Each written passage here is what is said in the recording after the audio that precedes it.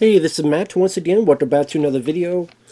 And this is a paid request for Walter. Thank you so much for that. For those interested in requesting any type of videos, movie reviews, re-reviews, random thoughts, streams, commentaries, video game playthrough for an hour, a full playthrough, tier list ranking, whatever the case may be, feel free to send it either directly to my PayPal. I do have a CashApp as well.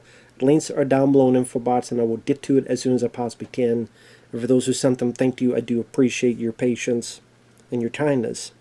But this is for Candyman 3 Day of the Dead from 1999. Which fucking sucks. I'm going to be blunt to say it. It fucking sucks. Even Tony Todd thought it sucked. Rest in peace to Tony Todd. Great actor. He was given jack squat to do in this movie. First Candyman, good film. Second one, unneeded. I had to watch it. Not great. Watchable, sure, but I don't love it either.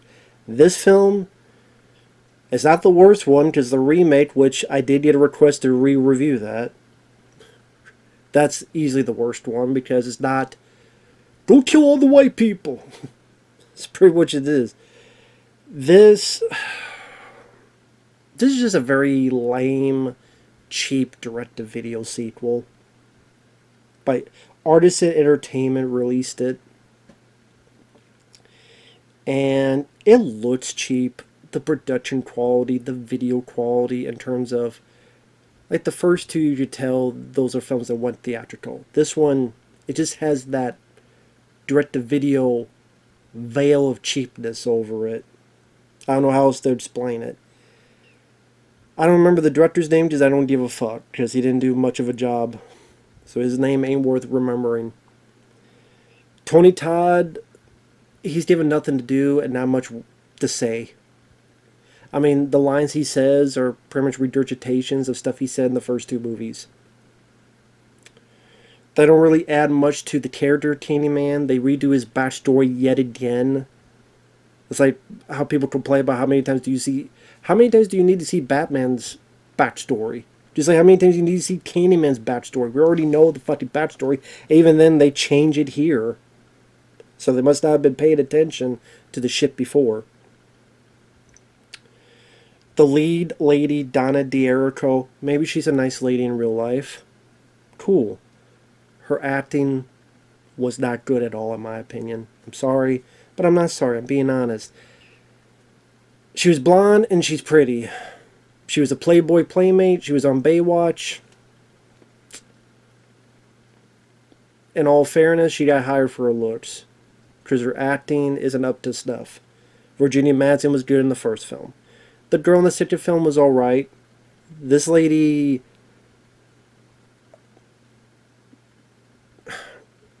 her acting performance stank. It was shit.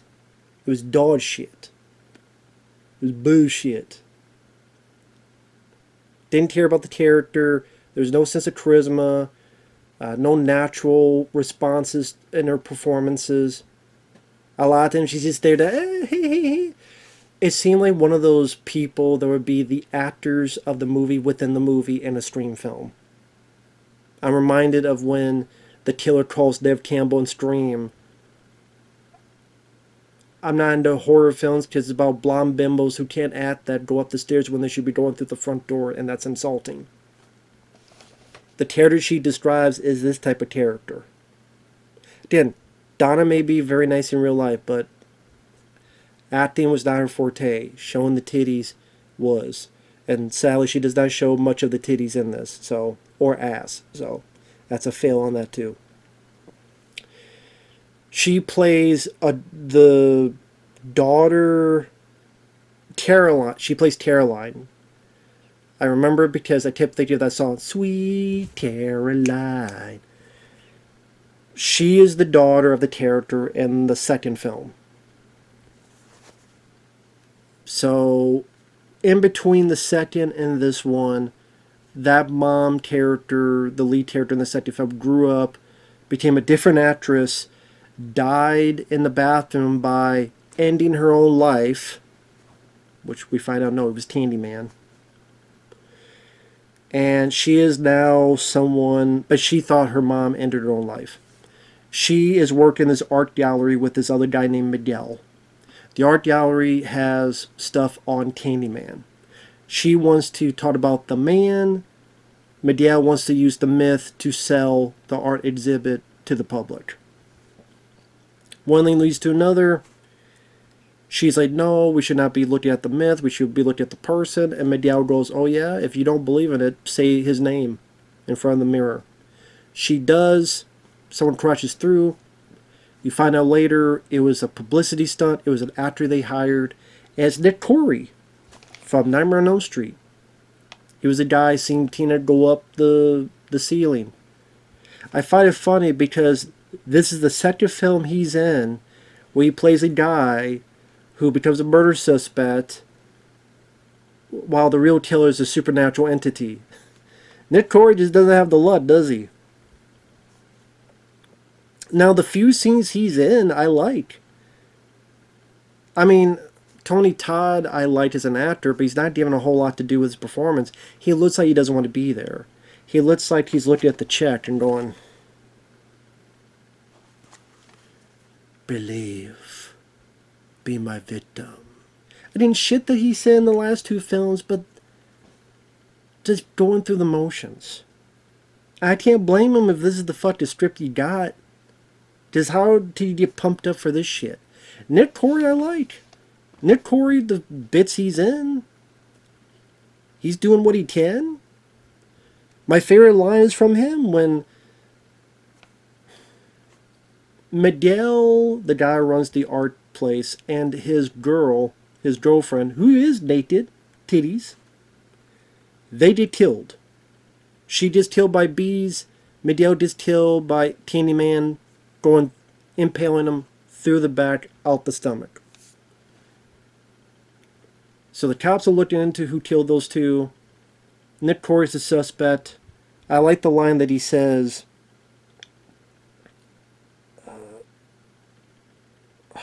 if they pin it on me, it's Miller time. I like that line. Sadly, what happens is after they talk for a bit, they make love for a bit, before that shows the lead girl his grandma, who's like a psychic lady, tells her a few things here and there. Then later on they make love, and then he's kidnapped. Because I don't know why Candyman kidnaps people now. You just say the baby, but the baby in the first film, I guess you just say he kidnapped it. It's just weird for him to, I don't know. Anyway, kidnaps Nick Corey, has him hanging by hooks as if it's fucking Hellraiser. The hooks are in his back, or it's like the game for Jigsaw. And then he's gone for like 30 minutes of the fucking film, which is a shame, because I actually liked him. I would like to have seen more of him and his character. But no, he just kidnapped for 30 minutes of the fucking film until she finds him and sets him down, and that's pretty much it. So what a waste of him. I think he had potential, and they did really give him nothing to do, and then it's like they knew there was some goodness to him. We can't have that in this piece of shit. It's too good. Fuck off. Fuck him. Have him disappear and hang him from hooks. Sorry, guy. We need to go back to the shitter. So what's the rest of the film? She's in a subway, sees Candyman, says the same fucking type of dialogue. Believe in me.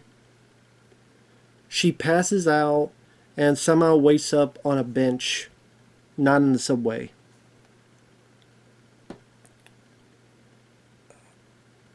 Then Miguel and the titty lady die. Nick Corey's a suspect. They see Nick Corey's grandma. She's psychic. This cop is asking them questions.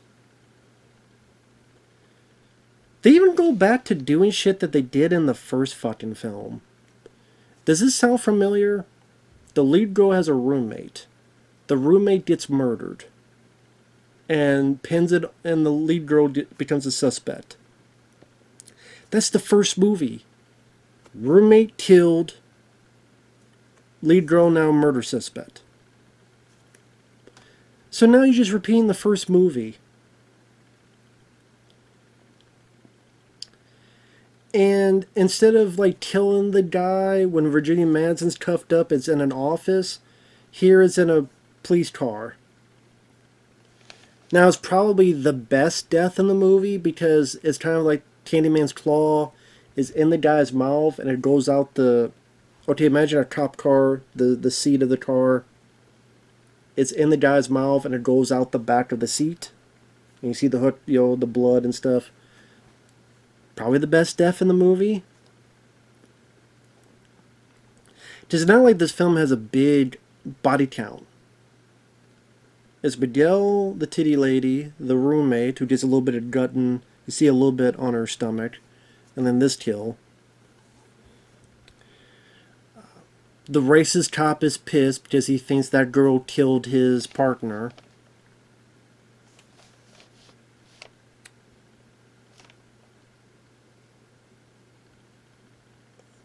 There's a bunch of her wandering around.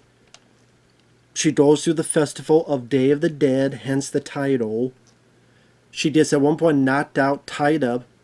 And there's this subplot of this group that's like a gang, a cult, who worship Candyman and wants to sacrifice to Candyman. Now that seems like it could be an interesting take, an intriguing direction. Why does a cult believe in Candyman? What do they want from it? No, it's really brought up here. She's tied up. Candyman arrives, kills them off screen. Then she escapes, finds Dick Corey, brings him down. There's a little bit of chase. Realizes that the power of Candyman here is in the paintings. Rips and burns the paintings and he dies. It looks like a shitty CG supernova explosion of fire. The racist cop comes, thinks they're the killers. He has the smart idea to pick up the hook. I'm going to kill you. Hell, I am the Candyman. Ooh. Then gets killed by another cop who's actually Ernie Hudson Jr., Ernie Hudson's son. In order to fully defeat the myth, she says he's the killer. And it ends, surprisingly, not on the sequel bad ending. It's Dick Corey lives. He's with the girl. And there's also this other little girl that appears once in a while throughout the film. I think they're at the lead girl's mom's grave, I believe. I can't remember because I don't care. This whole fucking film, man, is such a waste of this character. Like Candyman, Tony Todd, excellent actor, may he rest in peace. I know that Night of the Living Dead 4K came out. I didn't get it. That's my fault. And now it's out of print. Again, that's my fault. Can't blame anyone. I was having other stuff happen at the time, so I just wasn't worried about movies. But it's my fault. But that's a good movie. He's really good in the first one. He does what he can in the second film. This is just a waste of his talent. He pops in every once in a while being pretty much a generic slasher. It's a low body count movie anyway. Half the kills you don't see. I mean, when he kills the entire cult, you don't see anything. That could have been a crowd pleaser, visceral. Nah, not going to do that. Just off screen. Because it's cheaper that way. And then the lines he's given, believe, be my victim, like shit he said in the first two films. Very generic dialogue he's given. There's nothing new added to the character. There's nothing new added to the backstory. I said before, the backstory is even changed. Because I swear to God, when the event happened back to the day when he's killed, it was in the daytime. Here it's the nighttime, because they show a flashback. Why? How do you fuck that up?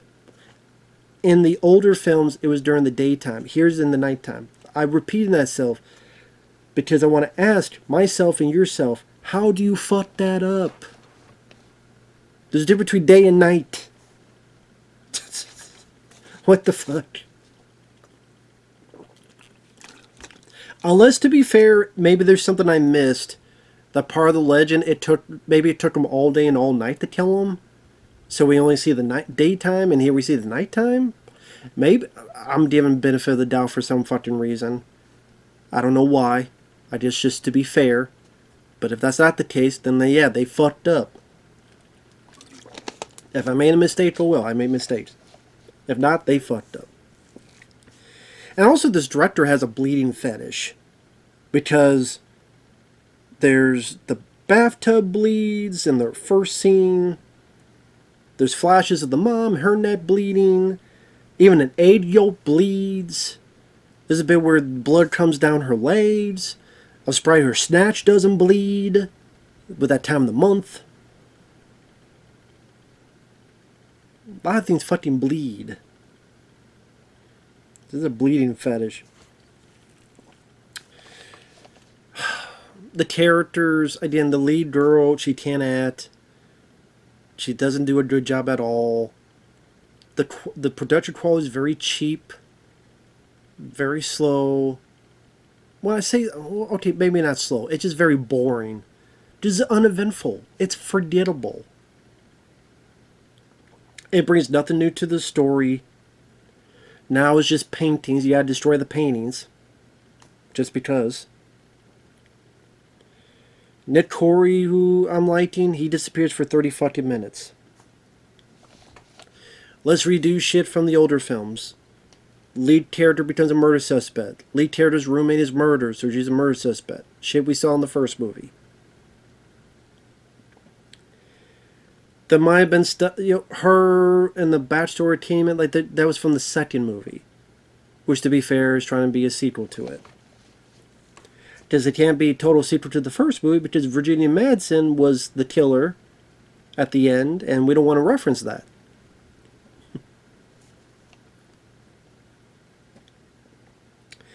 And then, like, Candyman kind of went out like a bitch. And then the supernova weird crappy explosion just looked shitty. It looked god-awful. And just, it's imbecilic. I mean, why would the cop pick up the hook and say, I'm Candyman, just so it to be convenient that the one cop hears and shoots?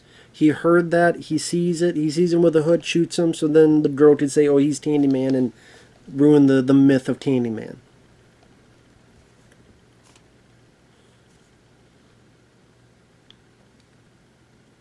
Just have the racist cop do something really fucking stupid. I mean, other than maybe the death scene where one cop dies with the hood through the mouth and out the back of the seat. I didn't mind Nick Corey, the few bits he's in there. Cool that he survived. Too bad that he's not in the film a whole lot. The music is very forgettable. The direction is very basic. Very basic direction. I mean, like I said, I don't even know the director's name. I don't care. Ain't worth looking up, to be honest. There's a reason why. And this got a fucking Blu-ray. I will look that up. This got a fucking Blu-ray. I just remember that. This got a fucking... And I get it, like, if... I don't, but I do. The new Candyman had come out. It's a sequel to a known property. So... And they're able to have the rights for it, and they're able to have the footage for it. I get it, but yeah, it does piss me off that, there are films still stuck on VHS tape. Now, I'm not going to blame it all on the companies. It could be because they can't get the rights to it. It could be because something else happened. It could be because the print is gone. It could be the person who has the rights want too much money. It's just, we live in a world that Murder by Phone with Richard Chamberlain stuck on VHS. Nightlife starring Scott Grimes, pretty good film, still stuck on VHS. There's still films stuck on DVD. Stakeout with Richard Dreyfuss. Three Men and a Baby. Still stuck on DVD because fucking Disney. But Candyman Day of the Shitter has a commentary with the director Turi Meyer and producer Al Septitank. An interview with Tony Todd for 9 minutes. Gary J. Tunnicliffe, who did the special makeup effects, which there's barely any of, for 24 minutes. Production design and cinematographer, DP, and production designer. For this film, there ain't much shit to talk about, but they talked about for 18 minutes.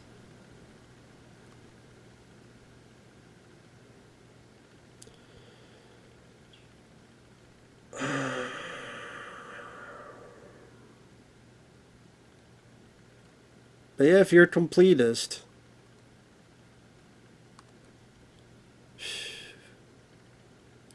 God damn,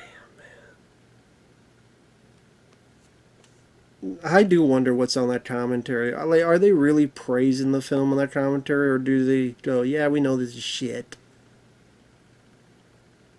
Whatever. Whatever, dude. It is what it is. Fuck it.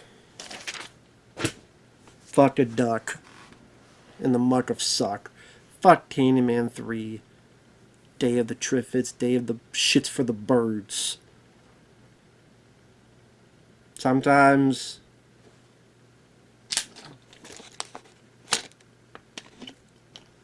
you just gotta say fuck it. Fuck it.